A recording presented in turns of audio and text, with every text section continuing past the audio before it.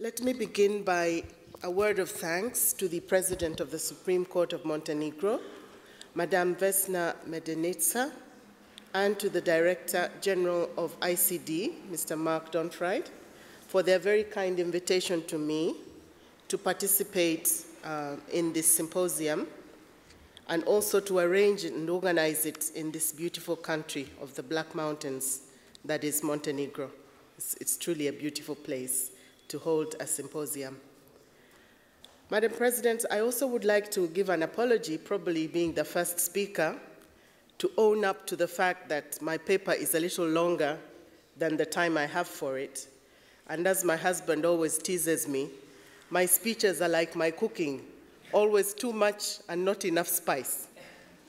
I will try to make the paper brief, and if I make reference to particular cases as examples, it is not with an intention to spice up the speech, but to help you understand the point that I'm trying to make. The topic that I have decided to speak upon was generally the role of the ICJ in promoting global peace and justice, but I've decided to focus on the court's role in recognizing and enforcing human rights. The preamble of the United Nations Charter underscores the determination of its drafters to establish conditions under which justice and respect for the obligations arising from treaties and other sources of international law can be maintained. It is this goal that lies at the core of the Charter system, and in particular, the role of the International Court of Justice, ICJ. As principal judicial organ of the UN, the ICJ has a dual role, namely, to resolve disputes or contentious cases between member states in accordance with international law, and that constitutes 80% of the court's work. And secondly, to hand down advisory opinions on legal questions at the request of the United Nations organs and specialized agencies. That constitutes 20% of our work. I should also add that the ICJ is the only judicial organ with the power to interpret the UN Charter. The International Court of Justice is, however, not a human rights court, and its role in this field is fairly limited for two main reasons. First, individuals cannot be parties before the court. And secondly, there is only a limited number of jurisdictional clauses in human rights treaties, many of which are further restricted in requiring the court, in reserving jurisdiction of the court.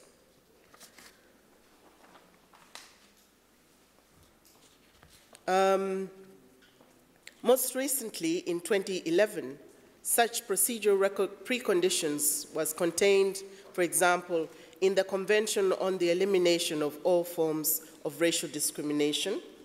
There was a case brought by Georgia against Russia, but the court precluded that case from proceeding to the merits because, in the court's opinion, the parties had not attempted or exhausted the settlement of procedures set out in Article 22 of that convention, which procedures included negotiations before seizing the court with Georgia's application. So this is the kind of limitation that treaties can have internally for limiting the court's jurisdiction in terms of human rights issues. Nonetheless, as principal judicial organ of the UN, whose function is to decide in accordance with international law such disputes as are submitted to it, the ICJ plays an important role in fulfilling fundamental principles and objectives of the organization, that's the UN, including the protection and promotion of human rights. Now, human rights issues have featured in the court's jurisprudence since the very beginning of its work in 1949, when the court decided its first case in the Corfu Channel case between the United Kingdom and Albania, where human rights law was still in a very rudimentary form. That was in 1949. And the court at that time spoke generally of general and well-recognized principle of elementary considerations of humanity. That's what it referred to. That was the phrase.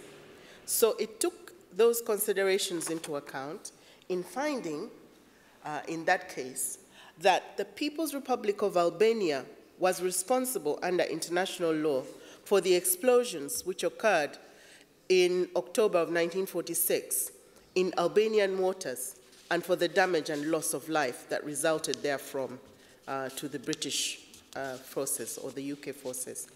And over the years, the court has increasingly made pronouncements on various aspects of human rights norms today. Moreover, the court is increasingly making reference in its judgments to both legal and factual findings of the regional human rights courts, such as the European Court of Human Rights, the Inter-American Court of Human Rights, the African Commission on Human and People's Rights, the International Criminal Tribunals, and also to other treaty monitoring mechanisms, such as the United Nations Human Rights Council, the Special Rapporteurs of the UN Commission for Human Rights, etc. And even to bodies, findings of bodies such as Amnesty International and Human Rights Watch. So the court really does take into account the findings of these bodies. And of course, the ICJ undoubtedly carries a special weight in the global system as the principal judicial organ of the United Nations, and its growing interaction with other human rights institutions contributes to greater unity and coherence of international human rights law and helps to consolidate the international protection of human rights. So in my presentation today, I will briefly look at three aspects of the court's contribution. First, the court's pronouncements on the normative status or normative status of human rights norms. Second, the court's position on the scope of application of human rights instruments. And thirdly and finally, the court's role in enforcement of human rights. So first, the court's pronouncements on the normative status of human rights. First, starting with the Universal Declaration of Human Rights and the UN Charter, the ICJ has, in its decisions and advisory opinions, had occasion to contribute to the debate on the binding nature of human rights clauses in the UN Charter as well as the Universal Declaration of Human Rights. For example, in the Namibia advisory opinion, this was an opinion that the Security Council requested of the court in 1971 over South Africa's continued presence in Namibia after the Security Council resolution in 1970, asking them to leave.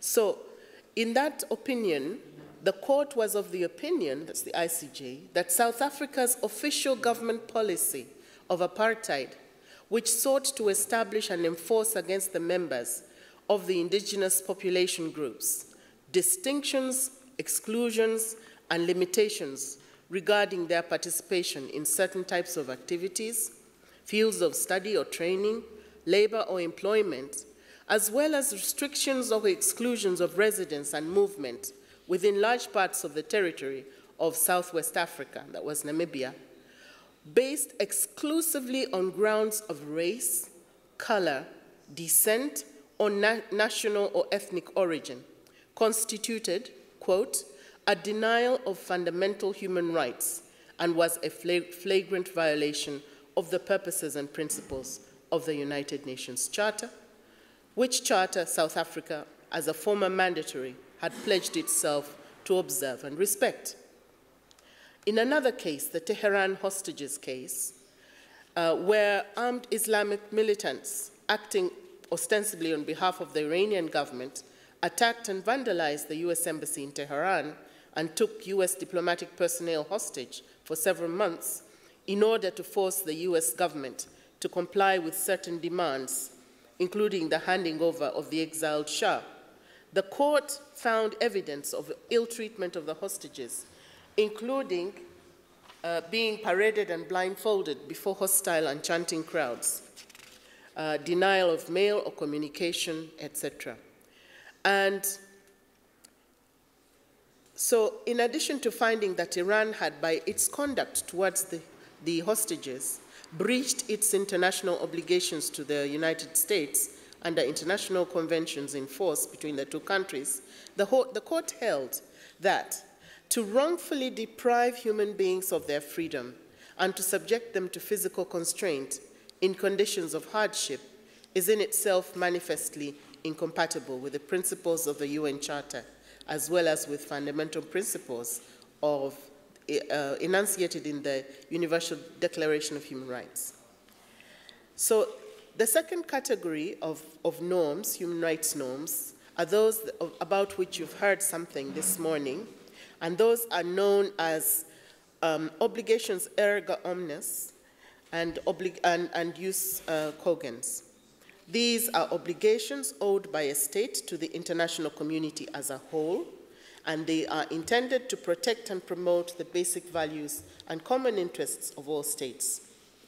These obligations erga omnes bind all states irrespective of consent. In particular, the court, I'll not quote the Barcelona traction case. That's the famous case that according to the court, these obligations are by their very nature the concern of all states and may, in view of their importance, be invoked by any state. So what are these obligations erga omnes? They derive in contemporary international law, for example, from the outlawing of acts of aggression.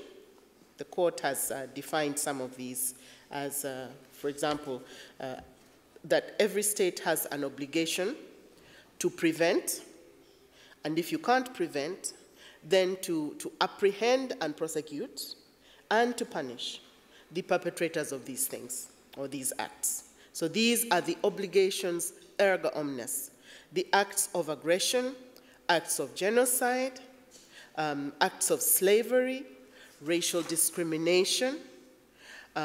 There's also the right to self-determination, people who prevent that, and certain fundamental principles of international humanitarian law, that's crimes against humanity, war crimes, etc. These are obligations by states that fall into this broad category of obligations erga omnes. I'm now very quickly going to go on to the application or the interpretation, application, and enforcement of human rights treaties. Now, in interpreting human rights treaties, the court is guided by rules and methods under general international law as laid down in the Vienna Convention on the Law of Treaties of 1969, and in particular, Articles 31 to 33. In interpreting the treaties, the court will take into account a number of factors. For example, the ordinary meaning of the text.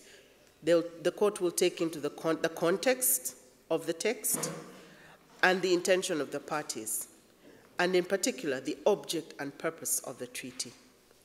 That is when interpreting human rights treaties. So thus, in the advisory opinion on the reservations to the Genocide Convention, this was an advisory opinion sought in 1951, the court held that the object and purpose of the convention, that's the Genocide Convention, which was adopted for a purely humanitarian and civilizing purpose, was the key criterion limiting both the freedom of states to make reservations to the convention as well as their freedom to object to them. And the court also held that since the convention's object on the one hand is to safeguard the very existence of certain human rights groups, and on the other, to confirm and endorse the most elementary principles of morality, the contracting states do not have any interests of their own. They merely have, one and all, a common interest, namely the accomplishment of those high purposes which are the raison d'etre of the convention. The court has also taken a dynamic or evolutionary approach when interpreting treaties that involve human rights. For example, in the Southwest Africa Advisory Opinion, the court confirmed that a treaty should be interpreted within the framework of the entire legal system prevailing at the time of interpretation, not at the time of making or signing, but at the time of interpretation. So this is in a way an evolutionary or dynamic approach.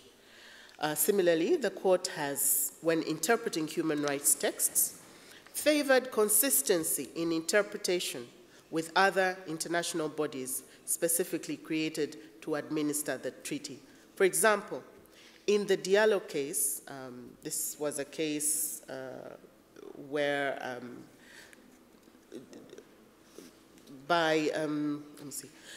in the Diallo case, the court, when interpreting certain provisions of the International Covenant on Civil and Political Rights and on the African Charter, stated that although the court is in no way obliged in the exercise of its judicial function to model its own interpretation on that of the Human Rights Committee, it believes that it should ascribe great weight to the interpretation adopted by this independent body that was established specifically to supervise the application of that treaty.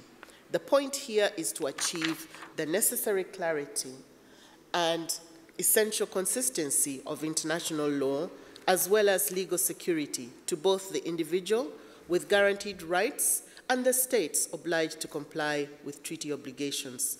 Likewise, when the court is called upon, as in these proceedings, to apply a regional instrument for the protection of human rights, it must take due account of the interpretation of that instrument adopted by the independent bodies which have been specifically created to monitor the sound application of that treaty, etc. So this was the approach, or this is usually the approach taken where a particular treaty has a body behind it that is tasked with interpreting. The court will not ignore the interpretation from that body. Now, how has the court applied human rights treaties in terms of territorial application? The court's jurisprudence in the course of the last decade has also importantly contributed to the discussion concerning the scope of application of human rights treaties, in particular where they apply extraterritorially, or whether they apply in situations of conflict and occupation. In 2004, in the advisory opinion on the construction of a wall in occupied Palestinian territories, the court confirmed that the International Covenant on Civil and Political Rights, the International Covenant on Economic, Social, and Cultural Rights, and the Convention on the Rights of the Child were applicable in the occupied Palestinian territory in respect of acts done by a state, namely Israel, in the exercise of its jurisdiction outside its own territory. In other words, it cannot any longer be an excuse when a state moves out of its own territory into someone else's territory, does certain things there, moves back into their territory, and claims, well, these are acts that happened in someone else's territory.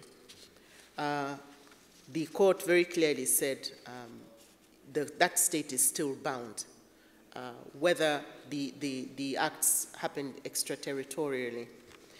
In a more recent case, in the armed activities case, this was a case brought by the DRC Congo against my own country of Uganda and others. Again, the court noted more generally that international human rights instruments were applicable in respect of acts done by a state in the exercise of its jurisdiction outside its own territory. In other words, I think states should really take into account and listen very carefully to the findings of the court in moving into other people's territories and doing things there. And you know, it will always boil down to a question of evidence. Who are the personnel operative in a certain state X, and where do they come from, and what are they doing there? So at the end of the day, State Y may find itself indeed liable for acts done outside its territory. Now, regarding situations of armed conflict and occupation, in addition to confirming the extraterritorial applicability of human rights treaties, the court also confirmed that such treaties continue to apply in times of armed conflict and in the context of occupation. Thus, in 1996, in its advisory opinion on the nuclear weapons case, the court held that the protection of the International Covenant on Civil and Political Rights does not cease in times of war, except by operation of Article 4 of that treaty, whereby certain provisions may be derogated from in a time of a national emergency. Likewise, in the advisory opinion on the war and in the armed activities case, which I've mentioned previously, the court expanded this conclusion to human rights treaties in general, stating that the protection offered by human rights conventions does not cease in case of armed conflict, except through the effect of the provisions for derogation of the kind that is found in Article 4 of the International Covenant on Civil and Political Rights. Right, I'll go very quickly to the enforcement. How does the court enforce human rights treaties? Despite the many jurisdictional obstacles, the ICJ has occasionally had the opportunity to directly enforce human rights through 1, a finding of state responsibility for violations, 2, through the determination of appropriate remedies, and 3, through the indication of provisional measures aimed at protection of human rights. Whilst the majority of contentious cases before the court are traditionally filed in terms of an interstate dispute rather than violations of individual human rights, there have been a few cases where states have filed cases on behalf of an individual national or nationals. Now, the first category, finding of a violation and rendering of appropriate remedies. Human rights violations have featured prominently in the court's advisory opinion on the war. There, the court found, inter alia, that Israel had violated the provisions of the ICCPR and various other treaties, as well as its obligations to respect the right of the Palestinian people to self-determination, alongside various violations of international humanitarian law, that is, war crimes, crimes against humanity, etc. According to the court, Israel was under an obligation to compensate the injured persons for the damage suffered. Similarly, the court established human rights violations by the respondent state in the armed activities case. So that is Uganda.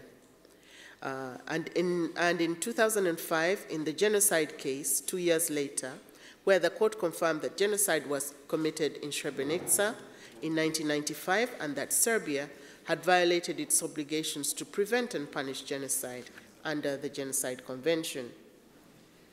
In the armed activities case, the court held that reparations were due from Uganda to the DRC for all the damage caused by Uganda's violation of its international obligations, including those that resulted in injury to persons on Congolese territory.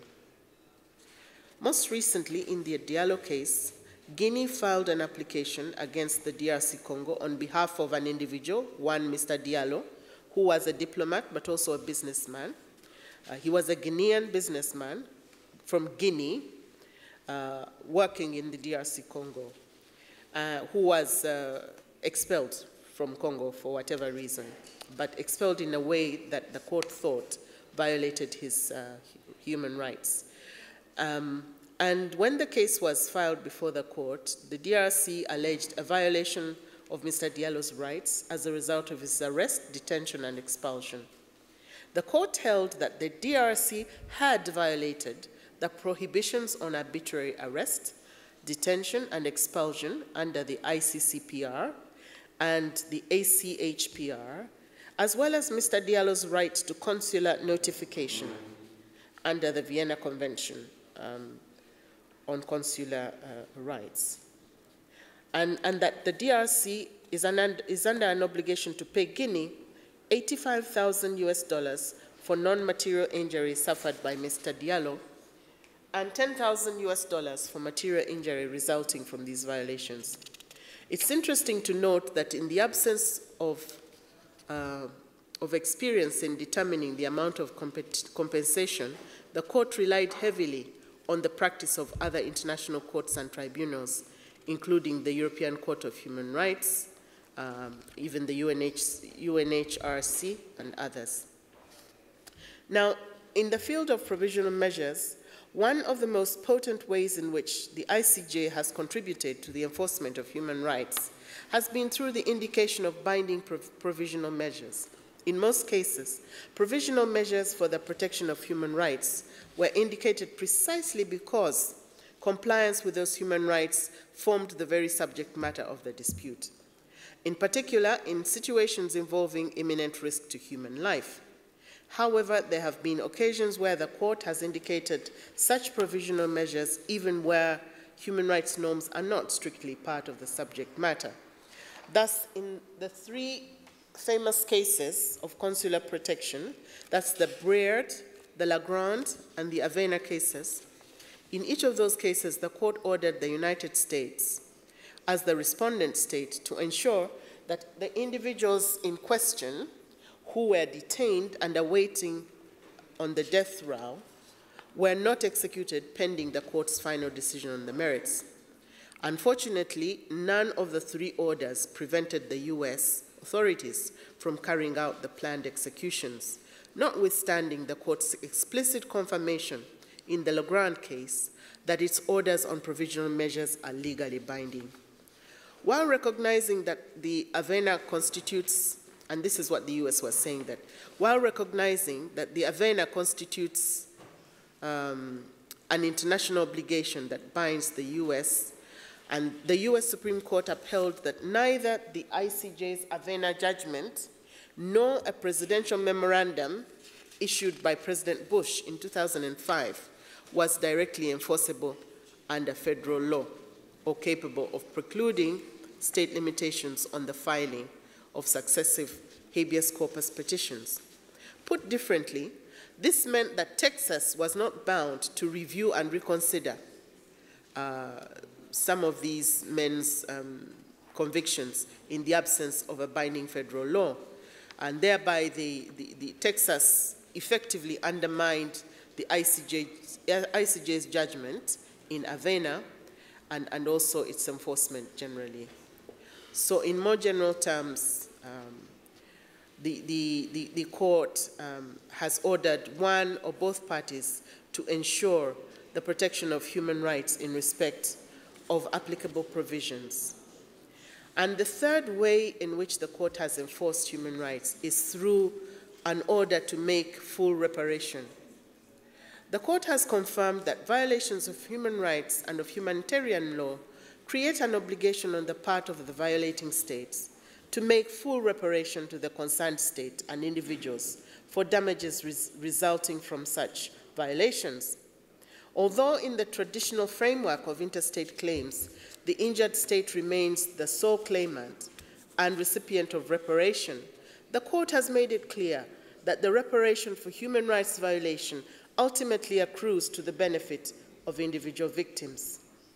In determining the quantum of damages due, the court has primarily left it to the states, to the dispute, to agree on appropriate reparation, and will only step in where the parties fail to do so. And in assessing the compensation due, the court will often take into account the practice of other international courts and tribunals. In conclusion, Madam President, although the ICJ is not a human rights court, it is a court of general jurisdiction over questions of international law, of which human rights forms a part. As the principal judicial organ of the United Nations, the court has an important role in fulfilling the fundamental principles and objectives of the UN, including the protection and promotion of human rights. In this regard, the jurisprudence of the court clearly demonstrates and ever-increasing importance that the Court gives to the issues as well as the contribution that the Court has made to the development and clarity of concepts, principles, and rules of international human rights law. The Court's pronouncements have helped to strengthen the overall protection and enforcement of human rights by states through its findings of violation, through indication of provisional measures for the protection of those in imminent danger or risk of irreparable damage, and by confirming that full reparation for a human rights violation is due both to the injured state as well as the injured individuals. Lastly, the Court's recognition of and respect for the findings of other human rights institutions has contributed to greater unity, consistency, and cohesion of international human rights law and to the consolidation of the global protection of human rights.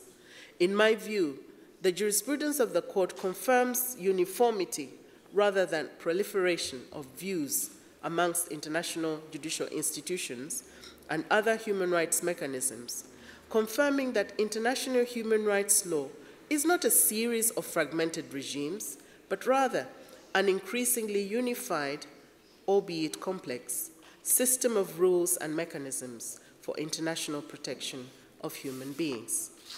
Madam President, ladies and gentlemen, I thank you for your kind attention.